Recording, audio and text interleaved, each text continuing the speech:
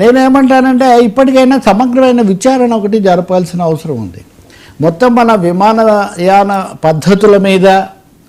రెండవది, అసలు ప్రైవేట్ రంగాన్ని పూర్తిగా అనుమతించేసి మొనాపల్లీలు ఇస్తూ పోయింది. ఇప్పుడు రోడ్లు కూడా ఇచ్చాం మనం, ఎక్కడ చూసినా హైవేలన్నీ వాళ్ళవే.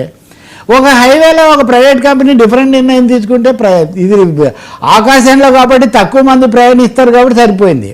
అదే నేల మీద మనందరం మామూలు సామాన్యులు కూడా ప్రయాణిస్తారు కదా.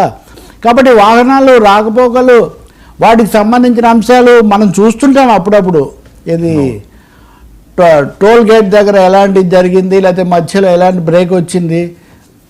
మొన్న బీహార్లో 18 వంతెనలు కొట్టుకుపోయాయి. ఏదో బతికి ఎన్నికల్లో గెలిచారు కాబట్టి సరిపోయింది. కాబట్టి ఒక సమగ్రమైన దర్యాప్తు, పోస్ట్ ఇండిగో క్రైసిస్, ఏ నేషనల్ ఇన్వెస్టిగేషన్ కూడా జరపాలి. కేవలం విచారణ, న్యాయ విచారణ ఒకటే కాదు. ఎందుకంటే ఇప్పటికీ సందేహాలు ఉన్నాయి. ఇందులో కూడా ఆయన చెప్తున్నాడు, మంత్రి కూడా, ఇండిగో అలా చెయ్యటం అనేది తప్పనిసరి, అలా జరగడం అనివార్యంగా జరిగిందంటే సందేహాలు ఉన్నాయి. ఆ సందేహాలు మీరు చేయాలి. ఈరోజు హిందూలో ఆపోజిట్ ఎడిట్ పేజ్ ఆర్టికల్ రాశారు. 900 మంది పైలట్స్ని పెట్టుకుంటే కూడా ఇండిగో వాళ్ళ ఆ లాభంలో 5% మటుగా ఖర్చు అవుతుంది. 5% మాత్రమే. ఎందుకు పెట్టుకోలేదు? ఇప్పటికైనా హఠాత్తుగా పెట్టుకుంటామని చెప్తున్నారా? ఫిబ్రవరికి పెట్టుకోవట్లేదు. 5% లాభం. ఇప్పుడు వాళ్ళకి టైం ఇచ్చారు కదా, ఇమీడియట్ గా మొన్న ఎప్పుడైతే డ్యామేజ్ అయిందో వెంటనే టైం ఇచ్చి మీరు ఓపెన్ చేయమన్నారు. ఇంత లేట్ ఎందుకు చేస్తున్నారు? అవాయిడ్ చేయడానికి మినహాయింపు పొందడానికి ఏదో పేరుతో, అంటే ఒక క్రైసిస్ క్రియేట్ చేస్తే ముందు ఆ పని కానివ్వండి వర్మగారు, తర్వాత చూసుకుందాం అంటాం కదా మనం. కాబట్టి ఎప్పుడైతే ప్రయాణికులు ఈ ఫిర్యాదులు వస్తాయో ముందు కానివ్వ. ఇప్పుడు అన్నారు కదా, ఇప్పుడు ఫిబ్రవరి వరకు సమయం ఇచ్చారు కదా.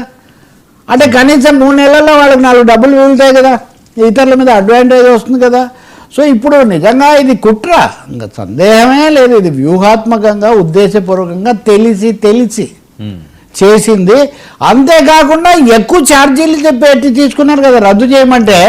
ఇప్పుడు మీరు ఏమంటారు, నేను క్యాబ్ బుక్ చేస్తాను, క్యాబ్ అతను రాడు నేను గొడవ చేస్తే క్యాన్సిల్ చేసుకోండి అంటాడు. క్యాన్సిల్ చేసుకుంటే మీకు 52 రూపాయలు 62 రూపాయలు దీన్ని బట్టి మీకు పడుతుంది. సో ఇప్పుడు క్యాన్సిలేషన్ భారం కూడా ప్రయాణికుల మీదే, ట్రావెలర్స్ మీదే పెట్టడానికి ఇండిగో మ్యాక్సిమం ట్రై చేసింది. రెండో విషయం, ఇండిగో క్రైసిస్ ఆధారంగా తీసుకొని రేట్లు పెంచడానికి ఇతర విమానయాన సంస్థలు ప్రయత్నించాయి.